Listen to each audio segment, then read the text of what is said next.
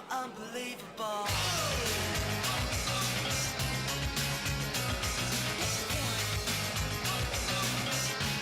You're so unbelievable.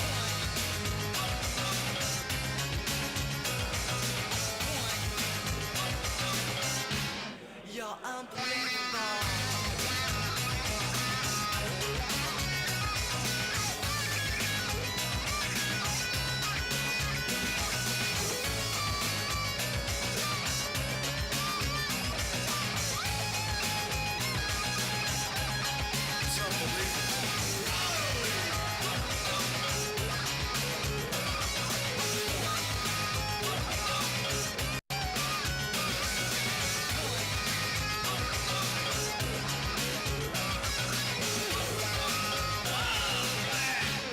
You're unbelievable.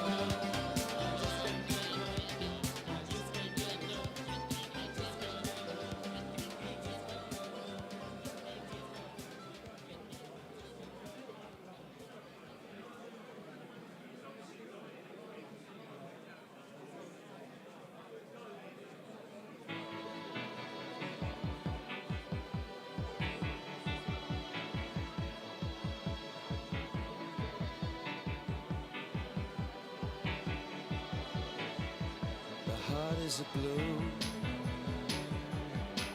shoots up through the stony ground. There's no room, no space to rent in this town. You're out of luck, and the reason that you had to care, the traffic is stuck, and you're not moving anywhere. You thought you found a friend to take you out of this place, someone you could lend a hand in return for grace. It's a beautiful day. Sky falls, you feel like it's a beautiful day.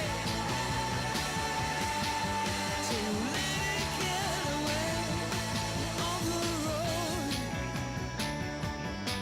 but you've got no destination in the mind. In the maze of her imagination, your love is down. Even if that doesn't ring true, you've been all over, and it's been all over you. It's a beautiful day. So let it get away. It's a beautiful day.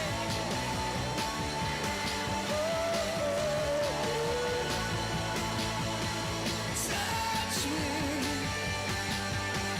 take me to that other place. Teach me, I know I'm not a hopeless case.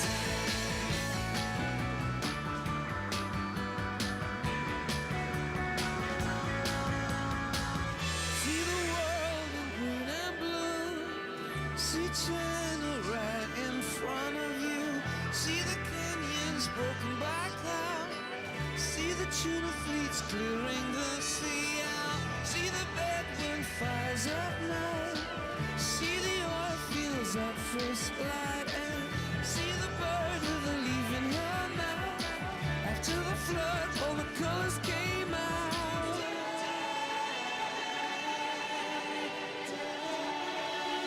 It was a beautiful day. So let it get away. Beautiful day.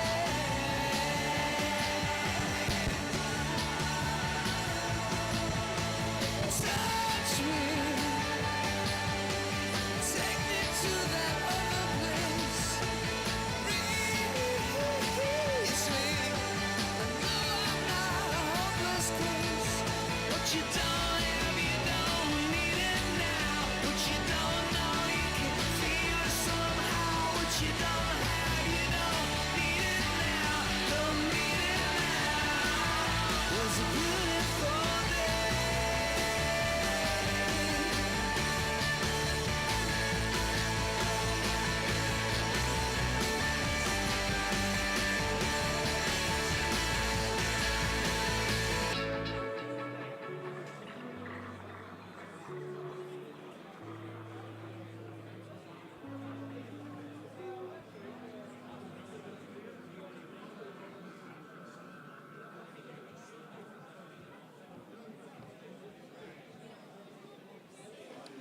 Ladies and gentlemen, last chance is to get your bids in on the silent auction at the back there. Some great pieces. I've had a good look at them. I could fancy a few of them in my bedroom. There's nothing else in my bedroom, so I could fancy a few of them. 10 minutes, we're going to resume. Please get your comfort break, recharge your glasses. Don't forget, if you have got questions that you want me to ask during the second half of the evening, please, if you just bring them and put them on the stage here, that'd be great. I'm a little bit, I only went to school at Nicholas Chamberlain. I can't do too many good things. But, sorry?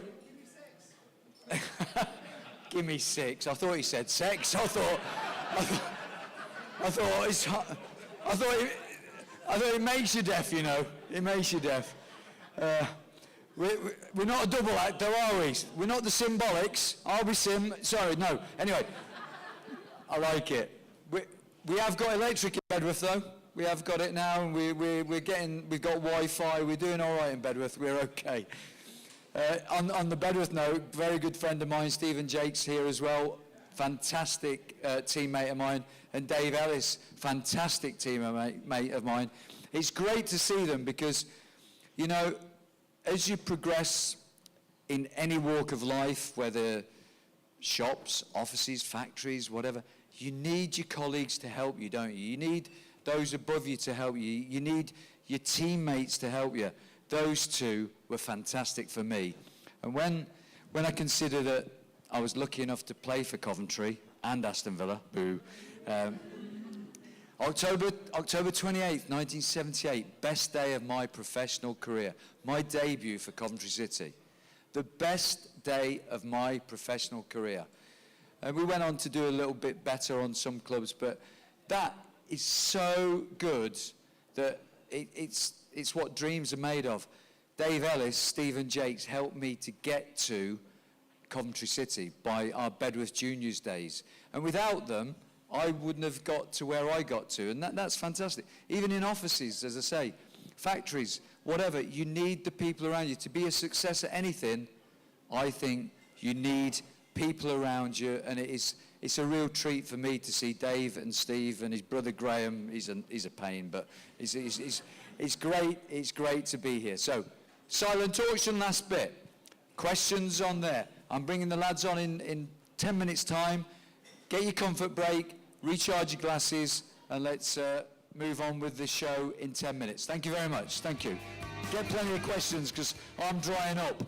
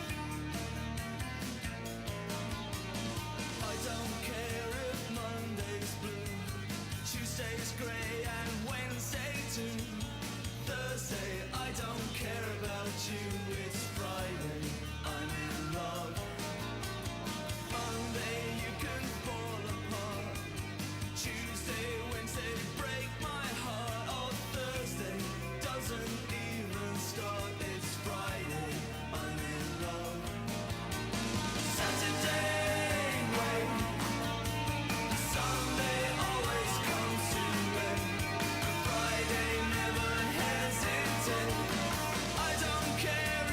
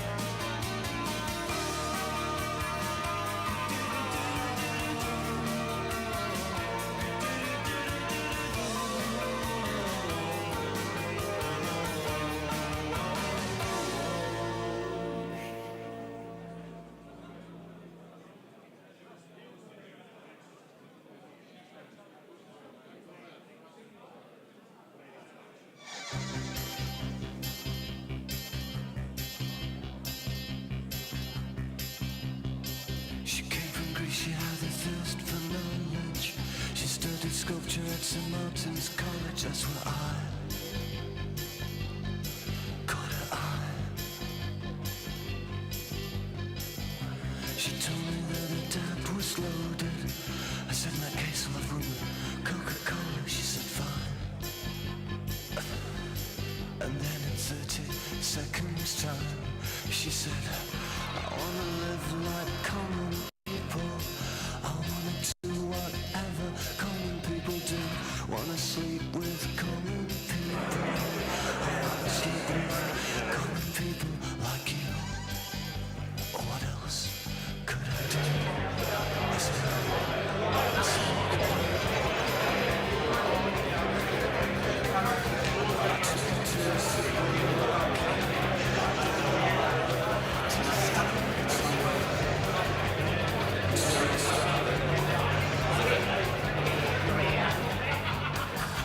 I said, pretend you got no money. And she just laughed and said, oh, you're so funny. I said, yeah. I can't see anyone else smiling. Are you sure? You wanna live like common people. You wanna see whatever common people see. Wanna sleep with common people. You wanna sleep with common people like me. But she didn't understand. She just smiled and held my hand. I went to flash above the shop. Cut your hair and get a job. Smoke some facts and play some pool. Pretend you never went to school. Still you'll never get it right. It's when you're laid in bed at night, watching roaches climb the wall. If you called your dad, he could stop it. Oh yeah, you'll never live like common people. You'll never do whatever common people do. Never fail like common people. You'll never watch your lives slide out of view. And then dance and drink and screw. Because there's nothing else to do.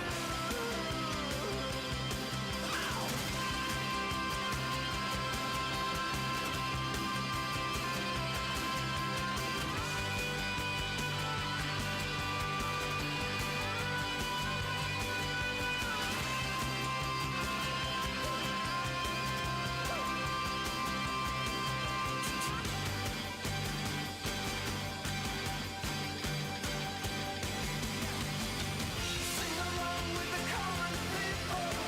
Sing along and it might just get you through. Walk along with the common people. Walk along even though they're laughing at you. And the stupid things that you do. Because you think that oh, it's cool. Like a dog lying in a corner. They will bite you and never want you look out. They'll tear your insides out. 'Cause everybody hates a tourist, especially one who thinks it's all such a laugh. Yeah, and the chip sticks and grease will come out in the bath. You will never understand how it feels to live your life with no meaning or control, and with nowhere left to go. You are amazed that they exist, and they burn so bright whilst you can only wonder why. I rent a flat above the shop. Cut your hair and get a job. I smoke some facts and play some pool. Pretend you never went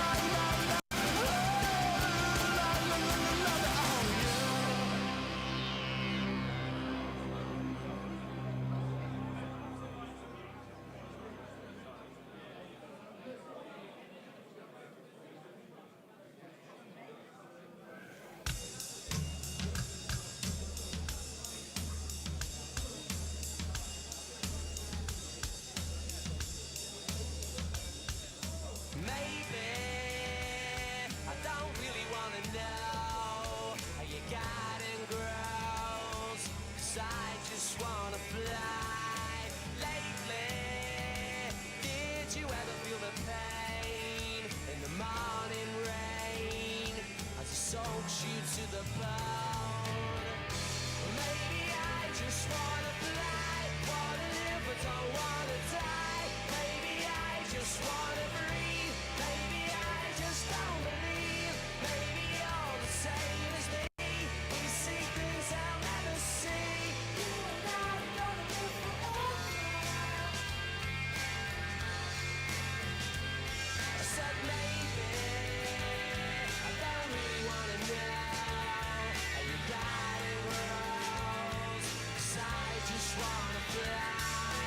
Lately, did you ever feel the pain in the morning rain as it soaks you to the bone? Maybe I will never be all the things that I wanna be. Now is not the time to cry. Now's the time to find out why. I think you're the same as me. We see things I'll never see. You and I are gonna live forever.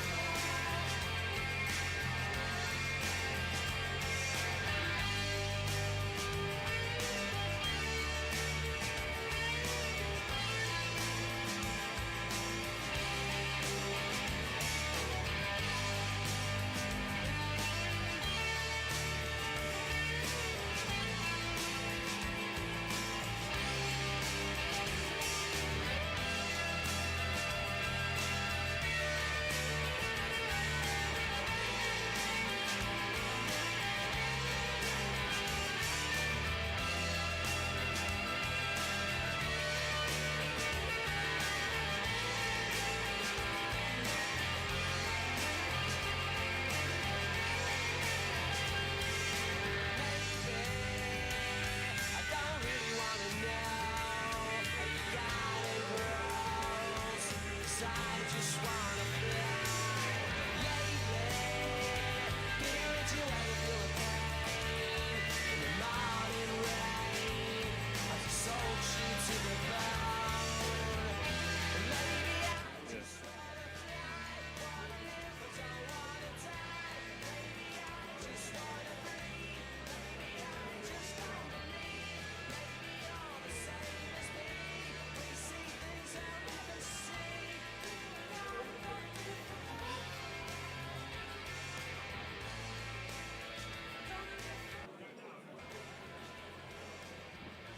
Okay, let's go. Let's get the evening well underway. Some great questions in, by the way. Fantastic questions. For the Muppet that asked, for the Muppet, and I'm going to get this out of the way right now, and I suspect I know who it is. Andy, the question to Andy, did you ever get fed up of being on the bench? Craig, that's got to be you, from the card school from Sunday night at the Craftsman. And by the way, yeah, I got seriously fed up being on the bench. They called me, I had splinters in my arse. I absolutely hated every minute of being on the bench, which is why I took another pay cut to go to Sheffield Wednesday when I did. And then Villa brought me back and gave me some more money. I don't know why they did that, but never mind. So that question's out of the way. So, our first guest played for 3 great football clubs: Aston Villa, Wolves, and of course, Coventry City.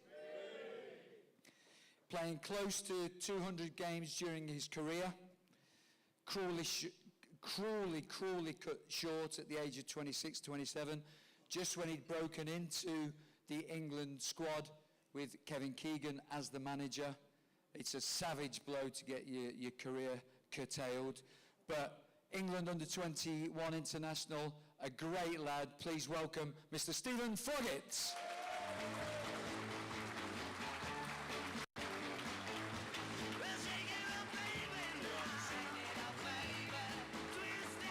Shake it on, baby, now. Great. Our second guest, he started his career in the Netherlands, making his name at Feyenoord absolutely superb. Got his move to the Sky Blues in '98. Yes, Sky Blues. Before moving on to Aston Villa. And then Middlesbrough. He's won trophies. A great, great footballer. Please give a warm welcome. Rialto, welcome to Mr. George Boateng.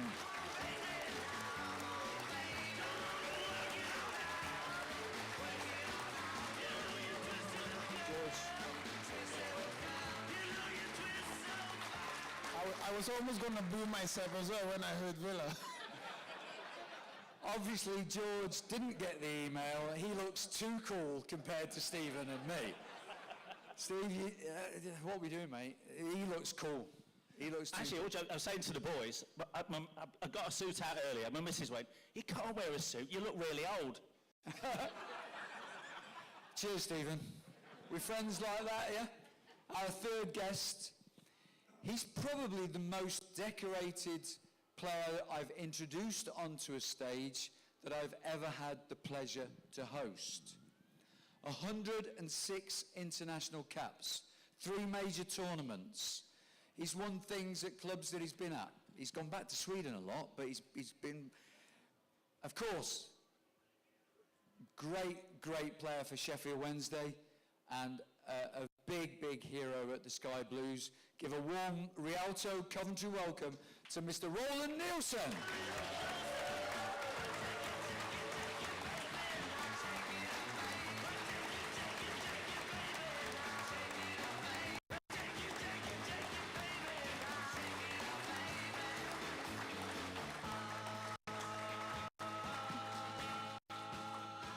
Lads, tremendous.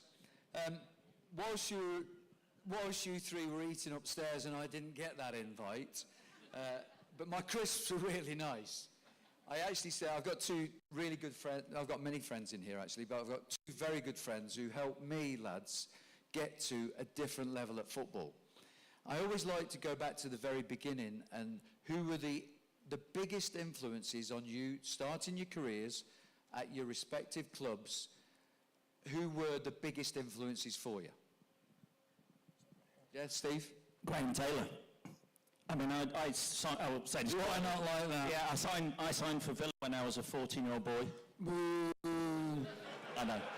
George is worse. He signed for them after Coventry. I had a club in between, so I'm not as bad as him. Yeah, Graham Taylor. I was from Lincoln, and Graham managed the team that Steve, I used to support with my dad. You're still from Lincoln? I know. But I'm an adopted Brummie now. I've been down here 30-odd years, haven't I? So, and I always remember going to watch his team. So when I came to Villa, he signed me as a 14-year-old boy. He was absolutely brilliant. And then he left to be England manager.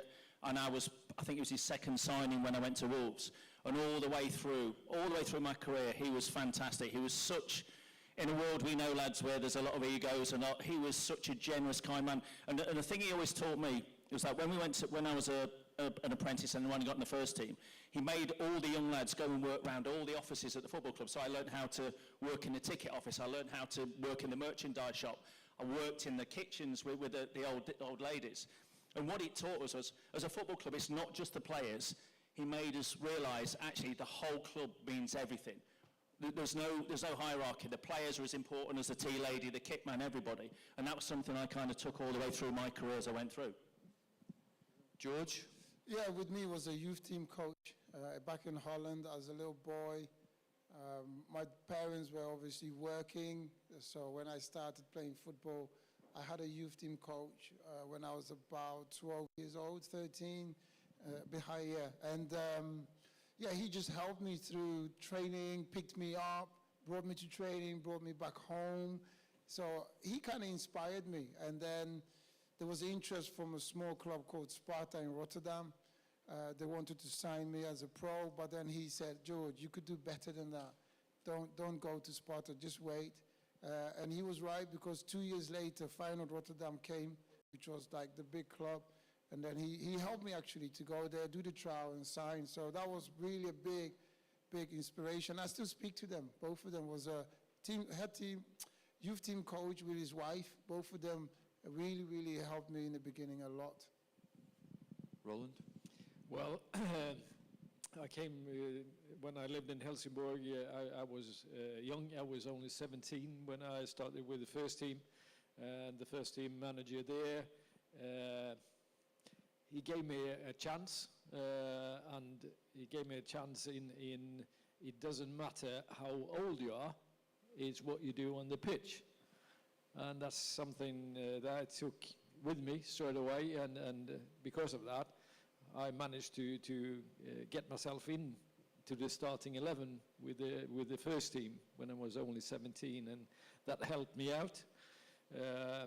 Then I moved to Gothenburg, and then I had another coach who also, like a little bit like Steve is saying now, he made me understand is what you do is part of something, and if you do it as well as you can, then you will affect those around you, and hopefully everybody knows and does the same, and then we will have a great side. And that manager that we have there, we went all the way in the UEFA Cup and won the UEFA Cup 1987. So that was a fantastic time. Who was that against? Dundee United in the final. Well, I have got it written down here. We were going to go to it, but we've jumped the gun on that, so that's fine. If Roland wants that, that's what we can do. It's not a problem. So, lads, that's so big influences, Graham Taylor, your coaches.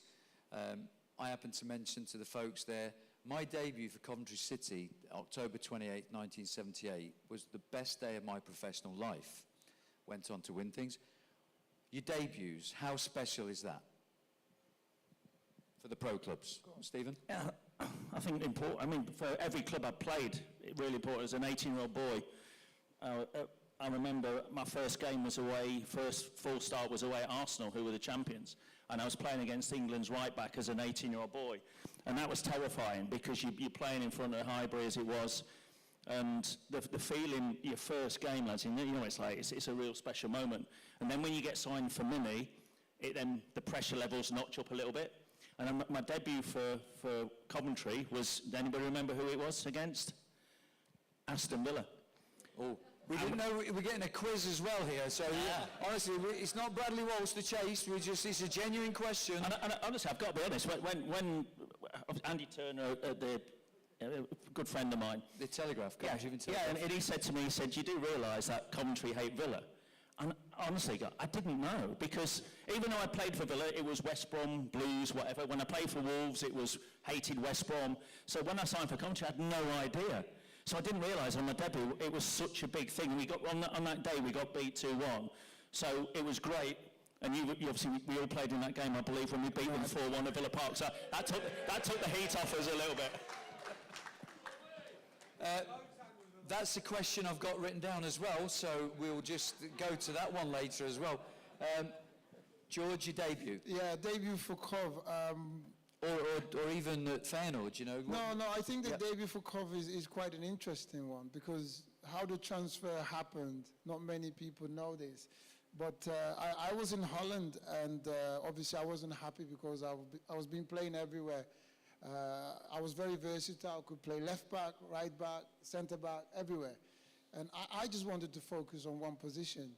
And we played Coventry in pre-season in August, and I was becoming a free transfer at the end of that season. So in December, I got a phone call from my agent saying that Coventry City would like to take you. Are you interested? And I was like, okay, Premier League, why not? You know, we can always talk. So we had a chat with the club, and then I remember my agent said to me, the manager wants to talk to you. And I was like, oh, they're very serious. So I spoke to Gordon Strachan on a Tuesday, and he said to me, George... Did you need any translation at all, or could you, George, could you understand it? Yeah, no, that will come later, I'll tell you. I haven't got that bit written down. But anyway, so he we spoke on Tuesday, and he said to me, I remember very well, he said, George, we want you really badly. If you can sign before the weekend, we're playing Liverpool away, and I promise you, you can start as a defensive midfielder in that game. And honestly, I was like, I hung up the phone, I was like, okay, I'm going now. I didn't even know where Coventry was. I didn't even know where they were in the league. I bet, was that in the day where did Strachan reverse the charges on the phone call because he, and the whole thing? Yeah, probably. So your debut was against Liverpool away? Yeah, it was fantastic. I remember I was walking on there and you think, wow, this is a boy's dream. I wasn't nervous. I was really excited. I was looking forward to the challenge. I had something in me like, okay, if this is it, bring it on. Let's see what you've got. And I believe I got man of the match. That's what I Absolutely. remember. Can you remember the score? I think we won. Anyone knows that? We beat 1 Liverpool. Okay, it was for Liverpool. There you go. So it was 1-0 to Liverpool. Sorry about that, Yeah. George. Yeah. We don't want reminders like that. We'll just have the 3-1 one next time, okay? Your debut, Roland. Well, Your best debuts. Well, I think the best one is still when I went to Gothenburg just 6 months after, well, let's say the year after they won the UEFA Cup in 1982. And I came to a team, I was 19 years old, and the team was full of international players. The team had 8 in the team. That had 7 who was starting player in the international team. So Not a bad side, then. not a bad side. And suddenly we had an injury to one of the players, and it was a striker, and that meant that the left winger have to step up as a striker. And suddenly the manager comes to me and asks if I can play on the left. I said yes, of course I can. I played on the right, but I could play on the left. So I started on the left in that game, and we drew that game. And I played there for like 5-6 matches, and then I switched over to the right side. Superb. So, funnily enough, many of the questions will go into the second half. The best player you ever played with, the best player you played against, and so on. Who were your teammates at that time that also helped you? You've mentioned Graham Taylor, Stephen, as a manager, and your managers, your coaches. What about teammates? I've got a couple of ex-teammates of mine from early days in here, absolutely tremendous, helped me get to a different level. What about teammates who influenced you and the good pros around you? Well, again, sorry to mention, Bill, obviously it's where I started. Paul McGrath taught me how to drink. That's not a joke either. I mean, like Roland said, I was an 18-year-old boy, and I remember playing against Roland as a young kid. And let me tell you, I can't tell you how good this fella was as a player, by the way, honestly. I played against Sheffield Wednesday, one of my first games. So I'd played against Lee Dixon. Next on was Roland. And I'm thinking, I'm retiring from football. This can't get any worse playing against players like this. But what about players that helped you? I mean, to settle in and to be part of the first team squad, I think it was difficult because, like Roland said, when I was at Villa, we came runners-up in the Premier League, so I'm 18 years of age, playing in a team full of international players, so there's the likes of Gordon Cowan, Steve Staunton, Ray Houghton, Dean Saunders. I mean, it was just an endless list of amazing players, and every one of them was an influence. But as a young boy in a dressing room, to play with that quality of player week in, week out, you couldn't help but learn. And they demanded off you every day. And that's what I took as a young kid. And I tried to do it with youngsters like Robbie Keane. So when Robbie Keane, as a 6-year-old boy, came to Wolves, I took him under my wing in exactly the same way. And then when Gordon says, should we sign him? I went, he might be a decent signing, this lad. And he was only, how old was Robbie when we signed him? 18 as well, I think, something like that. But I'd watched Robbie play as a 6-year-old boy. But those early experiences, I think, are hugely important with your senior players, I think. And you like then to take them under your wing as you did with Robbie and so on. George, influences players-wise that helped you? Yeah. Maybe to settle in England, because we may not know the Feyenoord players, but what about settling in to the Coventry City way? I think this particular Feyenoord player you might all know that helped me a lot. Ronald Koeman, ex-manager of Everton. Sorry, George, yeah. Yes. I've got a photo of me on the phone with Koeman. brilliant. Yeah, when I was a final, I was a young boy coming through, and I remember being a ball boy actually for European Cup 1 final, Manchester United Barcelona, and I was only 15, and Ronald Koeman was playing at the time. So fast forward 4 years later, I'm in the same dressing room with him, and it's one of those where you look over your shoulder and you're like, is it really? Is that Ronald Koeman? George, that's what I did last year when he came to Villa Park. I saw him, I said, that's Koeman. I went straight over, phone out, can I have a photo? I mean, he had not a clue about who. I didn't even know who I was when I was asking him. He is magnificent. Yeah, he was brilliant. What a footballer. He was brilliant, but the reason why I'm telling you Ronald's story is because as a young boy, I was very competitive. I always wanted to be challenging with the best players, and I want to be better than the best players. That was always my goal set, which is sometimes really difficult when you're young and you've got senior pros in the squad. So I was always looking at Ronald like, I want to be like him. I want to be better than him. So we played young v old at Feyenoord, and the young team was beating the oldest team. Ronald was then, we bought him from Barcelona. He was about 30 years old. And the oldest lost all the games. There was a penalty for the oldest. Ronald steps up, he misses it, and I'm laughing. And he comes up to me and he goes, if you laugh again, I'll break your fucking legs. And then I shit myself, obviously. I was only 18 years old. I was like, oh my God. So every ball I got, I just played one touch, quickly get away with it. And hope there wasn't another penalty shootout. Yeah. I survived that day, and then the next day, we were playing 5 versus 2 as a activation practice, as you do.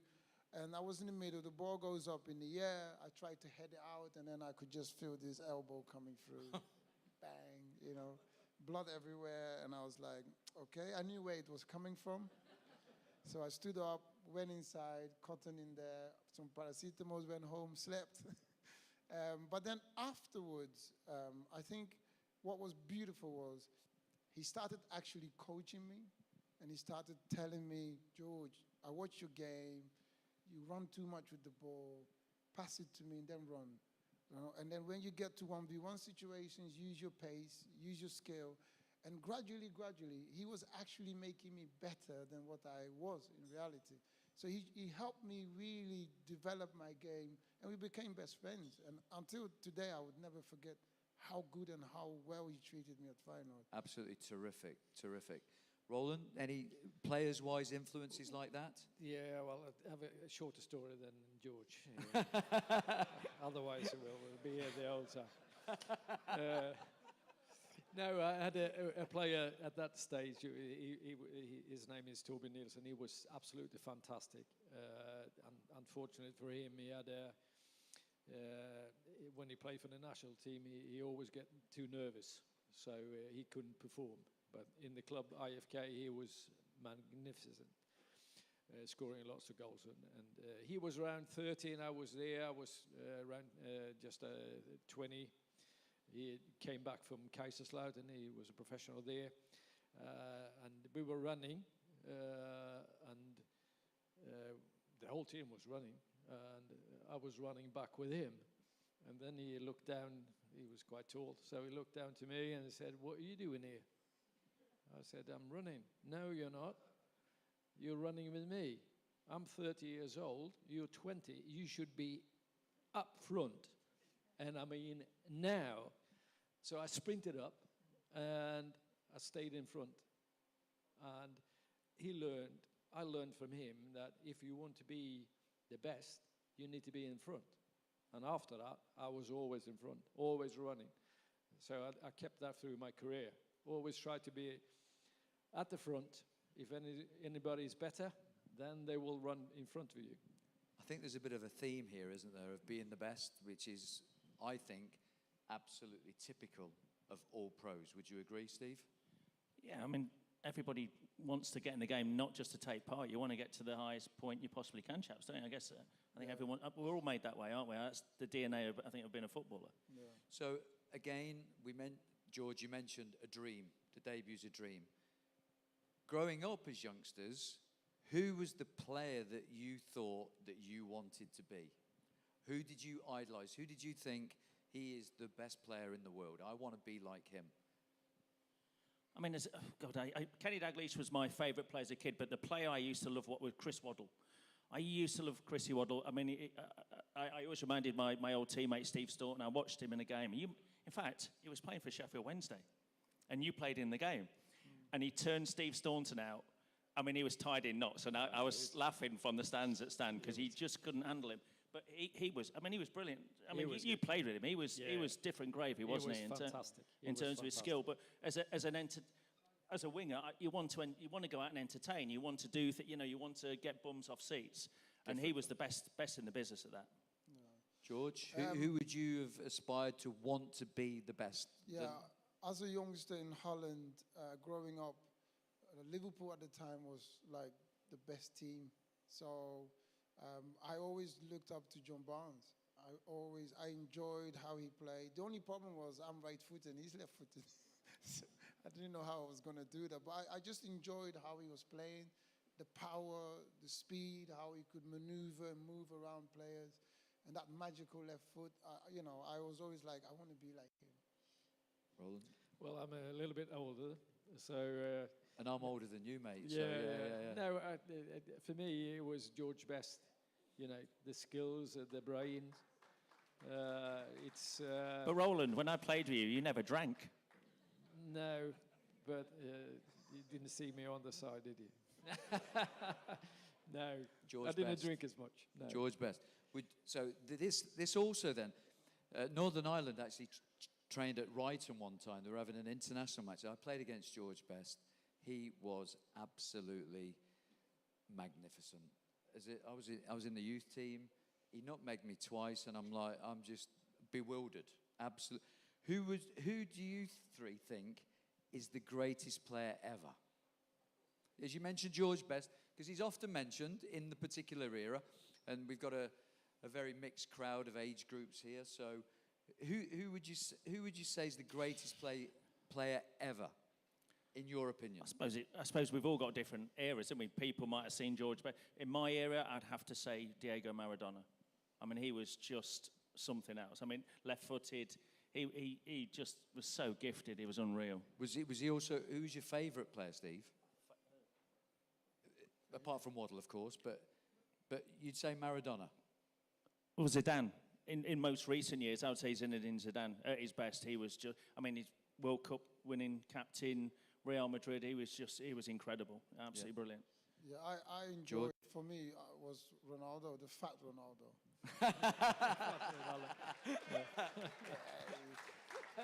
He was unbelievable. What a player. That's a lovely way to describe both Ronaldos. Come on, let's be honest. He's fat, right? Should we have moody Ronaldo and fat Ronaldo? If this is going out live on YouTube, I don't mean any of this at all. So, fat Ronaldo, got it. We have a phrase called FAT, Further Athletic Training. Okay. We had Fats Domino in the year. Now we got Fats Ronaldo. That'll do. Who do you think is the best player? And there is a reason I've mentioned this. The best player ever. Well, like Steve is saying here, it's type of era, but still for such a long period, I still say that Diego Maradona is the best, because he's been proven that he can do it in the sides, in the clubs he's been playing, and in the national team at the highest level. And combining that's not many that has been doing that, and for such a long time as well.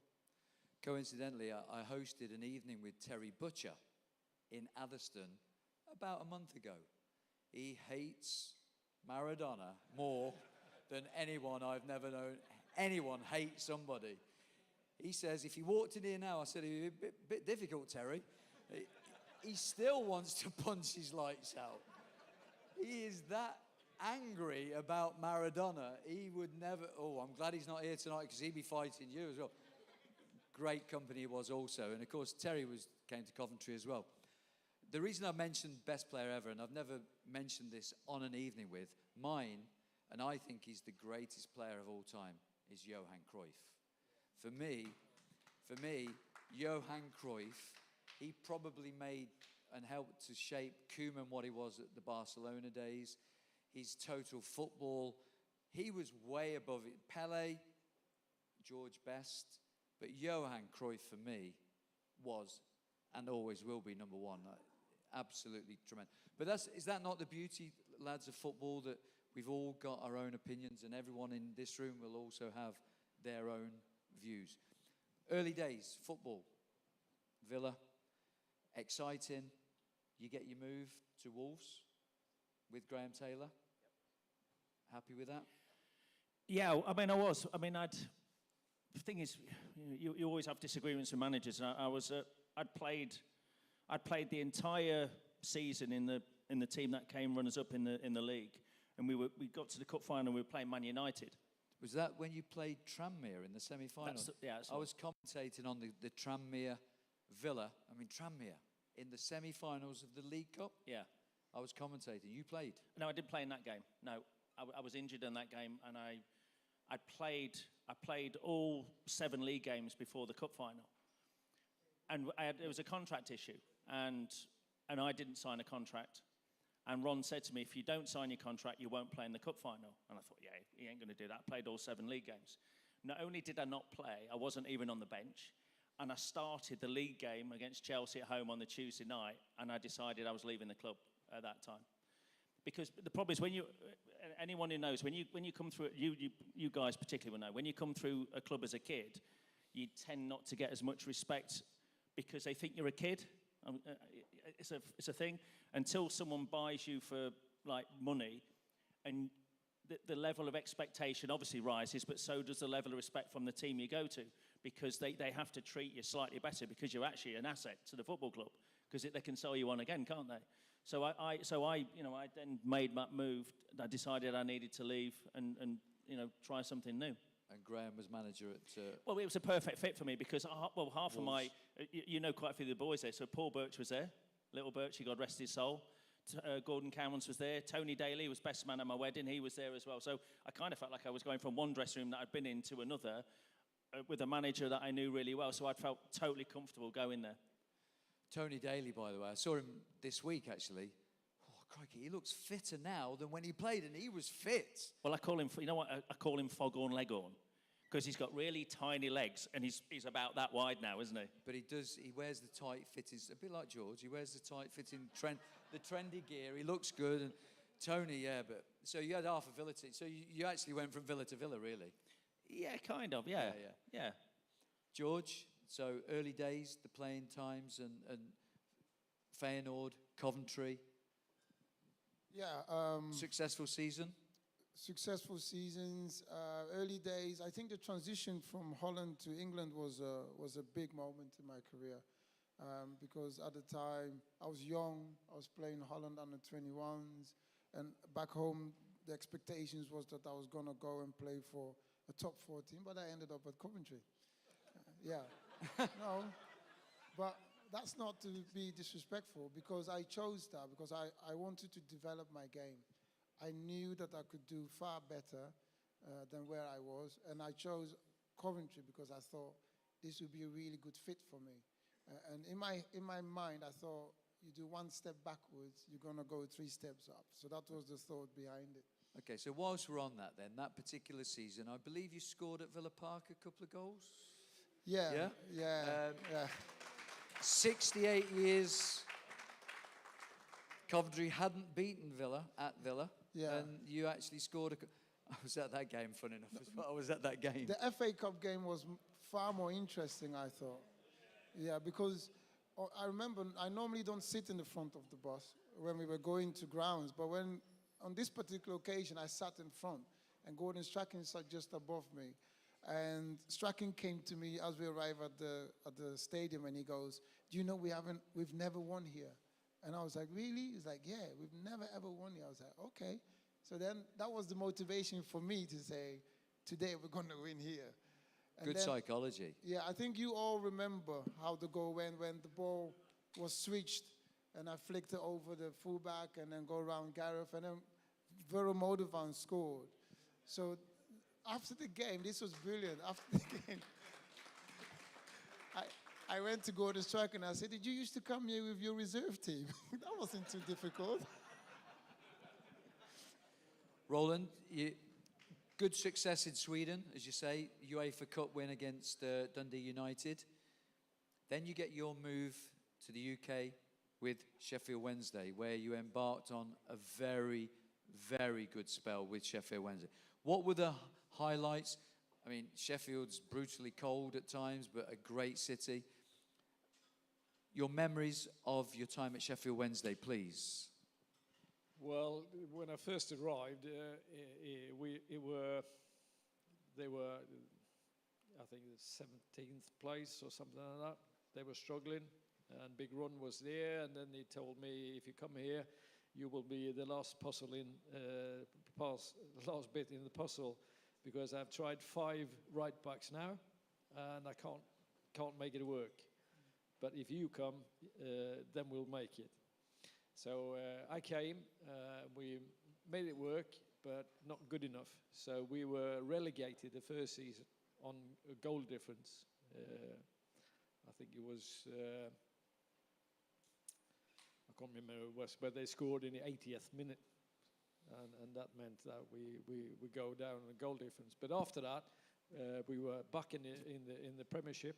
We won the League Cup against Manchester United. That in year 91? 91. Following that, we played 2 cup finals in 93, both the League Cup and the FA Cup. Lost, unfortunately, both to Arsenal. So we had a great side, and we were managing, I think, the first year after we were relegated, I think we had 3rd place. So we had an interesting team, a good side, many good players, and enjoyed playing that the same as I did when I came to Coventry. So you're all international players also.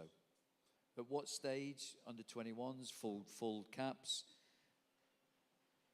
to represent your country, can you explain to our audience here what that feeling is like, all 3 of you, please? It was great under 21 level, but the highlight, obviously, for me of my career was getting called up when I was at Coventry. I think there was only Dion Dublin before me who'd been called into the England squad, and maybe, I can't remember, help me out, who was the last English player to get into the team before then? Yeah. Okay, so it was quite a few years before then. So to be called up and represent the Sky Blues was so special, and to have that 2 weeks there, it was the shame that the following week I played against Sunderland, and then my career was kind of over the following week after my call up. But the 2 weeks I spent with the England squad were fantastic, and I got a great story. It'll be one that I'll always tell my daughter. So when my daughter gets married, one of those boring dad stories. So my wife went. Some might know this, but my wife went into labour. So we beat Scotland at Hampden Park, and I was on the bench at Hampden Park. Keegan flew me back home. My wife gave birth to my daughter 5 o'clock in the morning. He flew me straight back to London again. I joined up the England squad at night time, and he put a meal in the hotel for me. And he gave me a big bottle of champagne. And that night, my dining partner, talking about babies, is David Beckham. And at that time, he'd had the first of his big tattoos. So he had Brooklyn on his back. Obviously, it looks a lot different now. But that'll be a story I'll always tell my daughter, that the day she was born, I was England squad and dining with David Beckham in the evening. Beat that one if you can. Internationally for Holland, Netherlands? Yeah, one of my objectives was at the time when I signed for Villa was to play for Holland, because I represented Holland under 21s for many years. And for political reasons, I was never being called up because the squad was just that good. And every player in the squad was playing for either Real Madrid, Barcelona, Liverpool, Juventus, Inter, AC Milan, you name it. So it was really difficult. But then in the second year, I had a really good spell at Villa. And I remember going back home to Holland, and I got a phone call from the manager, Louis van Gaal, asking me how I would feel if I could join the camp. And I was over the moon. I thought it was fantastic. My debut story was really, really amazing. When I joined, Louis van Gaal told me straight away, you're not going to play, you're not going to start. I was like, okay, that's good to know. But we had 4 days of training, and then we had the game away to Denmark. So I trained really well, no pressure, of course, because I know I'm not starting. The day before the game, Louis van Gaal does his team talk, and it flips the flip chart, and George Boateng is on 6, and Edgar Davids on the bench, and my mouth. Sitting there thinking, oh my God, here we go. But yeah, we played Denmark, we drew 1-1, fantastic debut. It's one of those things that I really, when I look back, I actually wonder why I didn't have more caps, because I should have, with the way I played and how I could do it. But Louis van Gaal resigned 3 months after calling me up, and that killed me really. Absolutely. Tremendous, though, to be full international. Crikey, when you play 100, you're the 3rd most capped player for Sweden of all time, Roland. Do you ever get fed up going on international duty? Can I just ask that? 106 caps, 3 major tournaments, semi-final when the European Championship was in Sweden. That's good. That's more than good. That's more than good. That's more than good. So, can you remember many of the games? Well, yeah, most of them, actually, because Great. it's a special occasion every time when you put your shirt on and the national anthem comes up and you sing it, and then you go out and play. So it's of course it's very special. So I remember most of the matches. So but the big matches was of course '94 in the States, where we managed to become third. We lost the semi-final against Brazil, 1-0, and then That wasn't fat Ronaldo time, was it? well, Fat Ronaldo was sitting on the bench actually. Was he? Well, I know what that's like, but I wouldn't like it. But yeah, No, so there were Bebeto and Romario who was playing. So Yeah. he was sitting on the bench. because that was the one that Jackie Charlton, the Republic of Ireland, did absolutely tremendously well. Also. So you lost the semi, major devastation in your mind, defeat. But then you played the 3rd place playoff and beat. Yeah, we beat Bulgaria 4-0. Yeah. So we said to each other, we can't go back with the 4th place, because then we lost it. Then everything would have been not worth it. But still, 3rd place, Sweden, no disrespect for the size of the nation. and Holland, of course, as well, George. They are nations that have produced fantastic football teams for their country and their people for many, many years now. Tremendous. The Ibrahimovic of this world, the Cruyff, as I said before that. Holland have maybe just gone off the rails a little bit, but they're coming back. Yeah. Have you got 106 international shirts of the opposition? No. Did you swap shirts many times? Yes, but I just got fed up actually. I had so many. I had just put them in a big black plastic bag, and then after a little while, environmental friendly. Then we are, so that's good. We'll recycle those international shirts. Yeah. So I gave a few of them away to a few friends, and then the feeling, lads, when you give some of your own possessions that you've won to your friends and family. Please, can you explain what that means to you and them? I didn't give any to friends and family. I gave them all to children's charities. So every international shirt I ever had, I always gave them away I'm patron of a couple of kids' charities. So I've always given everything to them to raise money for whatever they were doing. Tremendous. Selfless, tremendous. I wouldn't go that far, but I mean, the family had the joy. I would. No, the family had the joy of coming to see the games, didn't they? They didn't need a shirt or anything like that. If it could do, more good than obviously. Still selfless, though, Stephen, because I don't think there's many players that would actually do that. If you've won as many as maybe Roland, maybe you can be a bit blasé and say you can have that. But, oh, they're great possessions. George? Yeah, I was in that category because I didn't have enough caps, so I'd not give any shirts away. I, I wanted to keep them. I wouldn't have give my one Scotland shirt away anyway. Roland, so you give yours, so they're in the plastic bags. And Well, yeah, and of course. have you got a the- favourite one that you swapped with anybody? No, that's a no Well, then. So we'll move on. not That's not really. on the Wikipedia page Yeah, here. So yeah. I swapped one against Maldini when we played Italy, Bebeto when we played Brazil in the World Cup.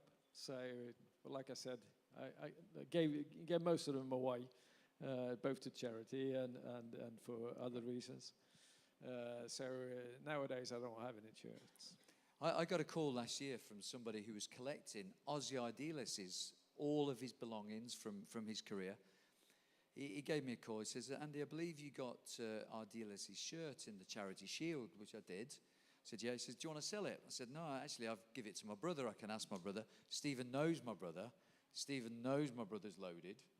He does very well at his job. He's very good at his job, and he deserves to be. So I said, I'll ask him. Give me a call back.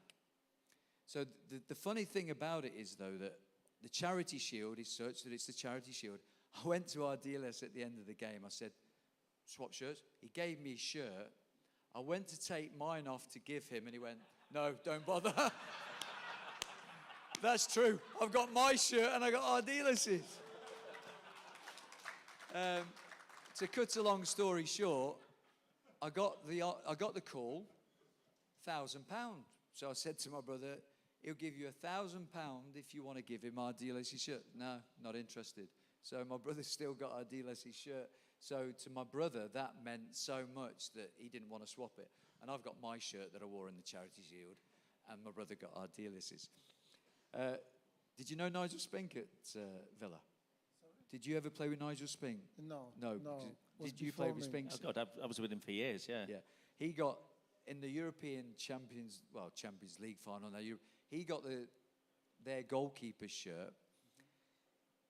He went to Bayern Munich Stadium last year sometime, and Nigel wanted his shirt back. And as it turned out, the German goalkeeper wanted his shirt back. So they actually exchanged shirts again all those years later. Nigel went to the Bayern Munich Stadium to get his shirt back. It came in a pristine box, all nicely ironed. Beautiful, he said. He had his in a Sainsbury's bag and gave him every little helps or Tesco's, whatever it was. That's a true story. They're both true stories. Lads, we're going to close off this half now with your fondest memories of your time at Sheffield Wednesday, Coventry, Villa, Coventry, Wolves. Your best memories, lads, of those particular clubs. Can you put them into a couple of phrases, a couple of sentences? Separate memories are different. One thing I was saying, we're talking to the boys when I came in. When I played at Villa, it was a team full of massive egos. I mean, enormous egos. And obviously, as an 18-year-old kid, it's quite scary when you play with that. When I came to Coventry, I'd been and had talks at Middlesbrough, so I'd been to see Brian Robson. And I think they had Gazza, Janino in their team at the time. And then I came down and met with Gordon Strachan. And I think there'd be quite a few lads would say that Gordon sold the club to quite a few of us at the time. And then when I got in the dressing room and met the lads, what I fell in love with the boys were, they were the most down-to-earth bunch of lads I'd ever seen, to the point where anyone who came in who had an ego was soonly put down very, very quickly because it wasn't allowed in that dressing room. And for me, that was something that was really, really special about that group of lads, during that era. From Coventry's point of view. From Coventry's point of view, yeah. Yourself, George, with Coventry? Yeah, what a time, man. I want you to picture this because I was a young Dutch boy, hardly spoke English as how I do now. And, You hardly speak English English now? It's not now? improved much, right, is it? I'm getting there. But you can imagine my first language was Dutch, and then English was second. I was, kind of like learning. And then you've got this Scottish coach who, who speaks very strong Scottish. And I remember a couple of sessions where he's really shouting and having a go and What, Strachan shouting? So then he was talking to me, but I couldn't understand what he was saying. So I went over to Paul Williams and I said, Willow, what is he saying? And Willow went, he said, you're a good footballer. I said, okay, I thought so. I thought so. We've had, George, we've had Noel Whelan here. He was hilarious. Has Yeah. anyone come to the Whelan evening, folks? Anyone? He was absolutely, Yeah. he's a little bit crazy, I think, would you say? Completely off his head, Snowy, wasn't he? Great lad, but absolutely bonkers. And Roland, of course, Ron Atkinson was your gaffer when you joined Coventry, I believe, as well. He signed you for Coventry. Well, he wasn't the manager. Gordon was the manager. Right. But he was... Atkinson signed you at Wednesday. Yeah. So he was part of why I came to Coventry as well, because he was still part of Coventry before Yes. he finished there. I think the memory that I have from Coventry is from Gordon as well, is that when I came over from Sweden, I've always been fit. So I just got a niggly injury to my calf a couple of days before I left over to come to Coventry. And I was frustrated because I knew 2 weeks, maybe 3 weeks before I could start to train properly. So I came over and told Gordon that I had a little problem with my calf, and he said, well, okay, he wasn't too happy, just sign me. And I worked in the gym, I was out, started to try to run a little bit, and then it didn't heal as quickly as I hoped. And then we started to play matches, and I was still not able to get rid of it in the perfect way. But I trained very hard, both in the gym and did a lot of running. And one training session, they were training, I was running outside, and it was a hot day, and then he just saw me running, and then he just came forward to me and said, Roland, you must be the fittest unfit player I ever seen. I love that. The fittest, unfittest player. Love it. Talking about fitness, so obviously all of you know that I played right wing for Cov, didn't I? But Roland used to overlap me, all right, and then give me time on the ball to cross it. Once I've crossed it and we have to get back, he overlaps me on the way back. I'm like, this guy is unreal. He's a machine. A machine. Yeah, so I owe him a lot because I wasn't, they were saying like, he's lazy, but I wasn't lazy, I was calculative. I was smart thinking, I need to save my energy Think smart. to go that way. Stephen? Do you remember pre-season and my teeth? Oh, yeah. Tell that story. Oh, my God. Pre-season training. So he's been running us to death in Germany. We've been on a fitness camp for 2 weeks. Normally what happens when the gaffer says, right, training's done, all the lads start smashing balls all over the place. So I've got a glass bottle in my hand, I'm drinking a glass bottle. All of a sudden I've turned round.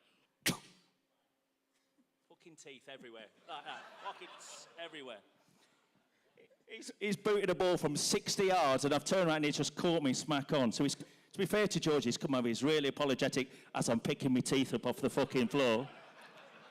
And I said to Georgie, I said, I won't fucking mind. I said, it's the first time you've hit the target all fucking pre-season. Oh, my God. I remember it so well. It was one of those where when the ball left my foot, I was watching it. I'm thinking, you kicked in the air, okay. And I'm like, no, surely no. Stay up! I'm just going to finish. We've mentioned Whelan. We've mentioned the good influences. Were the bad influences, players-wise and managers, were the characters in the dressing room that you just thought, you're hilarious. You can't play, but you're hilarious or whatever. Were there people like that? Who are the ones that stand out for you of that ilk? Go on. Paul McGrath. I mean, he just signed for Villa, and because I was the only single lad in the team, all the others were old married lads, Macca said, do you want to come on a night out with me? worst decision of my life. I'm 18 years of age, taking Paul McGrath out for a curry. So what I didn't realise with Paul, anyone who knows Paul McGrath, is that he actually can't drink. He has 2 pints and he's hammered. We'll have another 20 pints of Guinness, and it's just the same. So we've gone into a curry house, and there's a fish tank. So he's gone to the guy, said, "Can I have lobster?" He's gone, "Yeah, which one?" So it's now 4 pints in, and he's as pissed as a newt. The place is packed full of Villa fans, and he stood up on a chair like this, and he's got his hand into the tank, and he went, "I'll have that one." And I'm sat there, I'm 18 years of age, I'm thinking, what the fuck? And then we went to a famous place. Do you ever go to a place called the Elbow Room in Newtown? I'm aware of the You will know the Elbow Room. Yeah. So about 1 o'clock in the morning, we've ventured in there now. At this time, Macca is absolutely totaled. And he's decided to get into a fight with one of the bouncers, which turned into 5 about 10 minutes later. So we've both got thrown out. On the Monday morning, Graham Taylor said to me, "Did you look after Macca on Saturday night?" I went, "Fucking hell." He wouldn't let me out with him again. He thought it was down to me. Any influences like that, George, Roland? Well, I like to share my experiences at Coventry because, for me it was really brilliant. Paul Williams and Richard Shaw, when I came in, and Dion Dublin, there was like Were anyone here for those three, when we had those 3 chaps in? Yeah. What a tremendous night we had with those lads. So they were brilliant. Yeah, company. they were brilliant, honestly. Not in a bad way, but just funny characters. And for me, growing up in Holland, we're very straightforward, and game time is when you switch off, right? So we are playing Arsenal away at the old ground, and we've done the warm-up, everything's serious, we're back in the dressing room, literally ready to go out 3 o'clock. Richard Shaw and Paul Williams come to me, really, really serious face. They said, "George," I said, "Yes, today, don't score." And I was like, "What?" He said, "Don't score first." I was like, "What do you mean?" It's like, "If you score first, we'll lose 6-1, 8-1. They'll get angry. We'll take 2-0. This was just before we were going out. I'm like, "Are they serious?" And I turned around, they were laughing their head off. I was like, let's go. But they were brilliant. Great. Roland, any toe rags in the dressing room? Any? Well, yeah, I think that I got loads of stories, but I still think that remember from the Coventry time is we trained a session at the training ground, and we were working Dion and Huckabee, and we were working so Huckabee shouldn't run offside. Or some concepts are pretty difficult to take. So we are working. We start doing the warm-up, then we go over, and then we play 11 versus 11, and we are trying to time the run of Huckabee. So we keep doing that, and suddenly Gordon just shouts, "Darren, just wait until Dion gets the ball before he starts to run." Yeah, so we practice that. So he stops running. When Dion gets it, then he starts to run. And then we have been talking about just over an hour's training. So we end up having an hour and 15 minutes of this practice of Huckabee not running offside. Then Gordon says, "Fine, now we got it. Let's play the last 5 minutes. Divide, goalkeepers." He blows his whistle, we start. 20 seconds later, Huckabee runs offside. Then he just blows his whistle and said, "Everybody in." And that was it. He knew, never trained that. It was waste of time. And you know all about Darren and his... Actually, the gaffer was funny because, He was funny. he when he ranted, honestly, he had his own Christmas Day. I remember Christmas Day, and we're all in jolly mood Christmas Day, so we're all messing about. So we're doing set pieces and corners, and me and Gary Mack took the set pieces and corners, and Gaffer wasn't happy with anything me and Mack were doing, and we're going, "Oh, for fuck's sake, Gaffer!" And all the grumblings, all the lads were moaning because they were looking at the watch thinking, "We've all got to get back for Christmas dinner." Anyway, you're right. after 20 minutes, he said, right, now, fuck off, a lot of you. Threw his pens, everything. He said, Christmas is cancelled for all of you. Get back in the dressing room. We're training in about 2 hours' time. And we're going, no. Everyone's looking. You. He said, what? It's fucking Christmas Day for you and your wives every day of the week. What's up with you? And he did. The miserable bastard actually made us come out and train again in the afternoon. Gordon Strachan, love it. Ladies and gentlemen, that'll bring to a close the first half. Please recharge your glasses. Questions from the audience, second half. Comfort break.